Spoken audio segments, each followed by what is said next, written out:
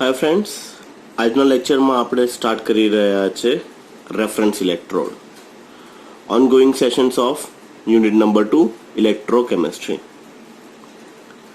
સૌથી પહેલા question read કરીએ. What is mean by reference electrode and write a short note on standard hydrogen electrode.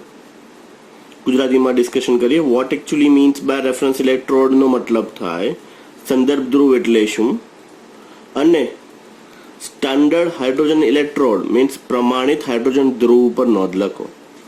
આ question directly પૂછી શકે છે સંદર્ભ ધ્રુવ એટલે શું અને પ્રમાણિત હાઇડ્રોજન ધ્રુવ પર નોંધ લખો. સંદર્ભ ધ્રુવની અંદર ટોટલ 3 અલગ અલગ સંદર્ભ ધ્રુવ આવશે. ફર્સ્ટ છે standard hydrogen electrode, that is SHE. Second છે સ્ટાન્ડર્ડ કેલોમલ ઓર સેચ્યુરેટેડ કેલોમલ ઇલેક્ટ્રોડ, અને ત્રીજો છે ક્વીન હાઇડ્રોજન ઇલેક્ટ્રોડ. એક એક કરીને 3 ઉપર ચર્ચા કરવાની છે.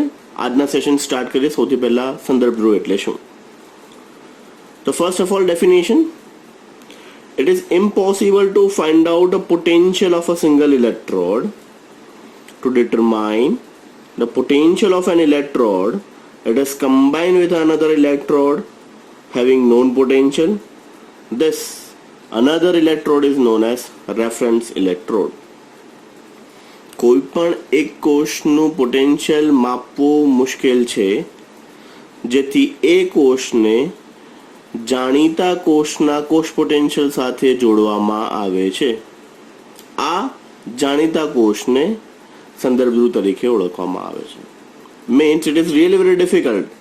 હું કહું કે મારી પાસે એક જ સ્ટુડન્ટ છે અને એ સ્ટુડન્ટ ટોપર છે, તો એક જ સ્ટુડન્ટને તમે કઈ રીતના ટોપર કહી શકો અને કઈ રીતના લૂઝર કહી શકો. જો તમે એ સ્ટુડન્ટને બાકીની કોલેજના સ્ટુડન્ટ જોડે જ્યાં સુધી સરખાવશો નહીં ત્યાં સુધી એનું સ્થાન નક્કી નહીં થાય.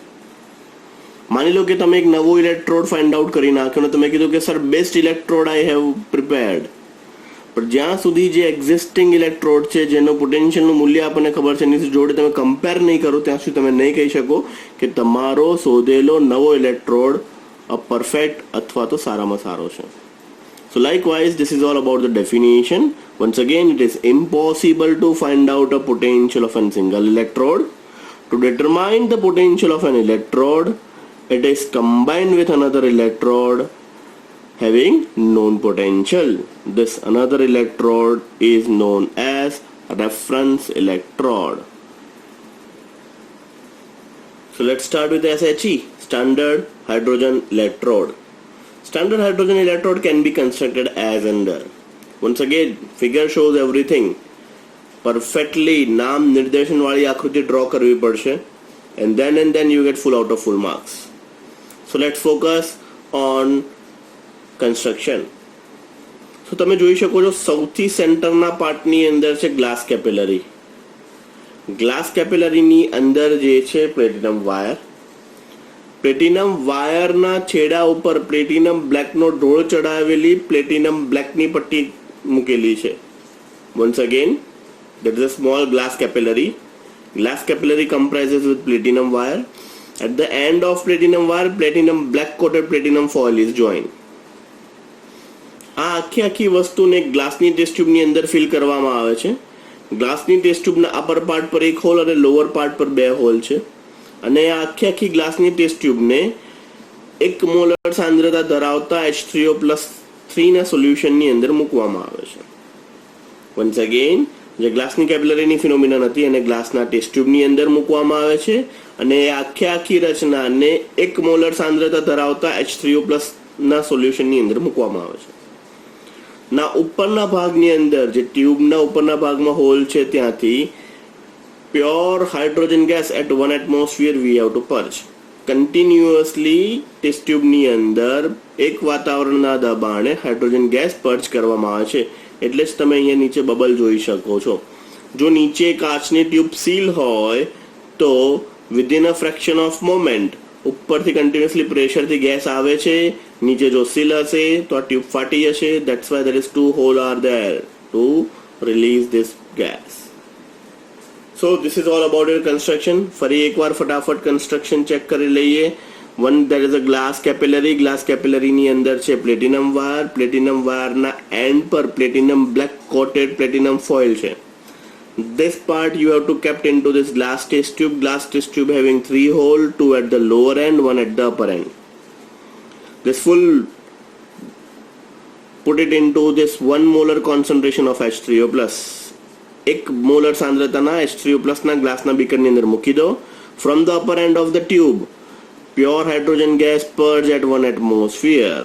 So this is all about your construction. જો ફિગર પરફેક્ટલી ડ્રો કરી હશે તો એ જ બધી વસ્તુઓ તમારે નીચે તમારી જ લેંગ્વેજમાં લખવાની છે. તો હવે ડિસ્કશન સ્ટાર્ટ કરીએ છીએ. ફિગર તમારા દિમાગમાં ફિક્સ રાખજો. Let's start the discussion. A hydronium ion containing solution is filled in a beaker. એક કાચના બીકરની અંદર H3O+ ની સાંદ્રતાવાળું દ્રાવણ ભરવામાં આવે છે. The concentration of hydronium ion is kept is 1 molar. સાંદ્રતા 1 મોલર રાખવામાં આવેલી છે. A glass tube, 2 small hole at the lower end and 1 hole at the upper end. એક કાચની કસનળી કે જેના નીચેના ભાગમાં 2 અને ઉપરોક્ત ભાગમાં 1 હોલ કરવામાં આવે છે. A small glass capillary is passed through this tube which consists of a platinum wire. એક નાની કાચની કેપિલરી આ ગ્લાસ ટેસ્ટ ટ્યુબની અંદર ભરવામાં આવે છે અને કેપિલરીની અંદર પ્લેટિનમ વાયર મૂકવામાં આવે છે. At the end of platinum wire a platinum foil coated with platinum black having 1 square centimeter area is hanged in the solution.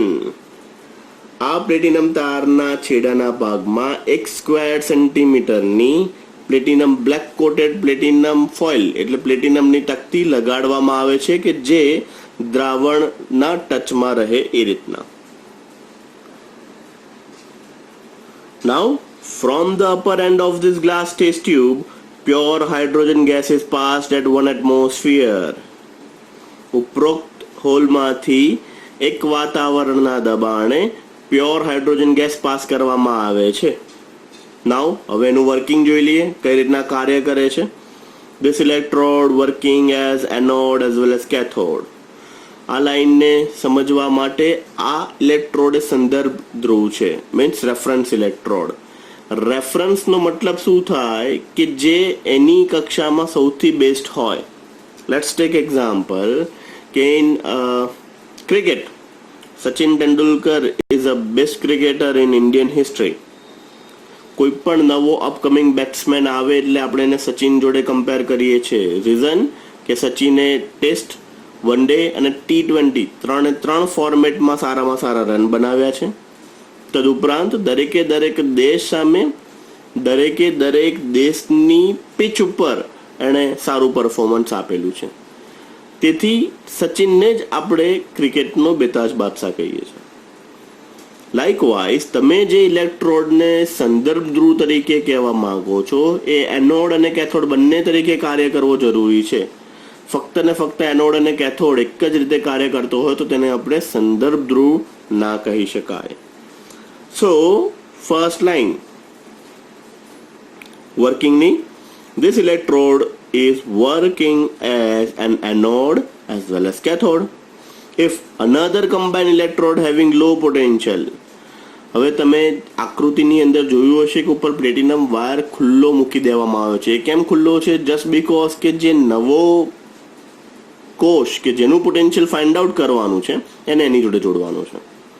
Why we kept platinum wire open? Just because to joint with a cell whose potential we have to find out.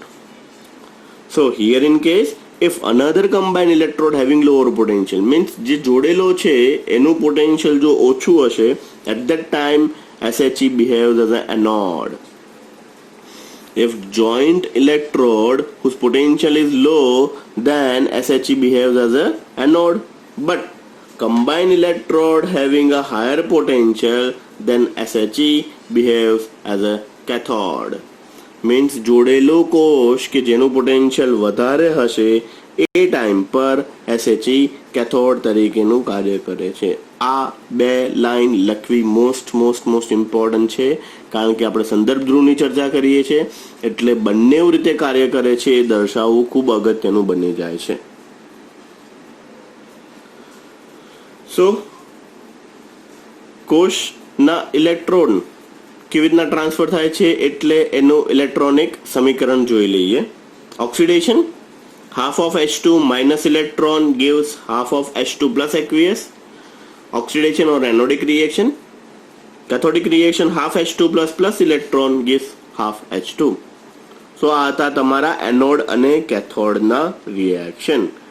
હવે કોષનું કોષ નિરૂપણ અને લાસ્ટમાં advantage અને disadvantage. સો કોષનું કોષ નિરૂપણ, cell representation of SHE. SHE can be represented by PT/H2. નીચે 180m લખવું is important. નહીં લખો તો માર્ક્સ કટ થઈ જશે. once again PT/H2 at 180m/H3O plus, once again important, 1 molar concentration. Then double slash is as it's a salt bridge, means this is your left hand side part, right hand side part is empty, just because જે કોષનું કોષ potential જાણવું છે એનું representation અહીંયા આવશે. Fine. Here we have to write down a cell representation whose potential we are going to resolve by attaching SHE. So this is PT H2 at 180m, H3O plus at 1 molar concentration, salt bridge, and then there is a slash. Most important two lines. The standard potential of standard hydrogen electrode is 0.000. Means its potential is 0.00. That's why we can find out the full EMF series of various metals. કોષનું કોષ potential 0 છે. Now it is really very easy to find out a EMF series of different metal. કેમ? કારણ કે એક કોષ આ કોષને બીજા કોષ જોડે જોડી અને જે પણ એમીટર અથવા તો વોલ્ટ મીટરમાં રીડિંગ આવવાનું છે કોનું હશે? નવા કોષનું. કેમ? કારણ કે આનું પોટેન્શિયલ તો 0.00 છે. સો ગેલ્વેનોમીટર અથવા તો એ મીટરમાં જે પણ રીડિંગ મળશે કોનું મળશે? જે અજ્ઞાત કોષનું કોષ પોટેન્શિયલ શોધવાનું છે ડિરેક્ટલી એનું જ મળશે. સો that's why SHE is really very important one. Next we move on to the advantage and disadvantage. So advantage, standard hydrogen electrode is much more useful to the prepare EMF series. Full EMF series prepare કરવા માટે આ important છે. Why? આગળ તમે બે word ઉમેરી દેજો કે just because its potential is 0.00 volt, standard hydrogen electrode is much more useful to prepare EMF series. So this is all about your advantage. Disadvantage, 1 or 2 disadvantage are there. Let's discuss disadvantage. Most important, first disadvantage, it is really very difficult to construct this electrode. Why sir? बहुत ही तो easy है, कैसे construct नहीं कर सकते हैं? The reason is at pure atmosphere pressure, pure hydrogen gas purge, it is really very difficult. Just because in ordinary laboratory we cannot maintain 180m, means 1 atmosphere pressure. It is really very difficult to maintain 180m. અને એના ઉપર પણ pure hydrogen gas exact 1 atm એ pass કરો, it is really very difficult. That's why SHE બનાવવો it is somewhat difficult. Second, presence of sum impurities. કોઈ પણ impurity જો દ્રાવણમાં હશે તો કોષનું કોષ પોટેન્શિયલ 0.00 થી ચેન્જ થઈ જાય છે. અને third most important, oxidising and reducing reagent present in to the solution may hinder the reading, means એને કારણે પણ એક્યુરેસી ઓછી થઈ જશે. તો 3 ડિસએડવાન્ટેજ સાથે અહીંયા આપણે સ્ટાન્ડર્ડ હાઇડ્રોજન ઇલેક્ટ્રોડ સમાપ્ત કરીએ છીએ. એક્ઝામની અંદર પૂછાય તો સૌથી પહેલા what actually means by reference electrode, તો ડેફિનેશન આપી દો. ત્યારબાદ એની ફિગર ડ્રો કરી લો, diagram neat and clear draw કરી લો with each and every part description.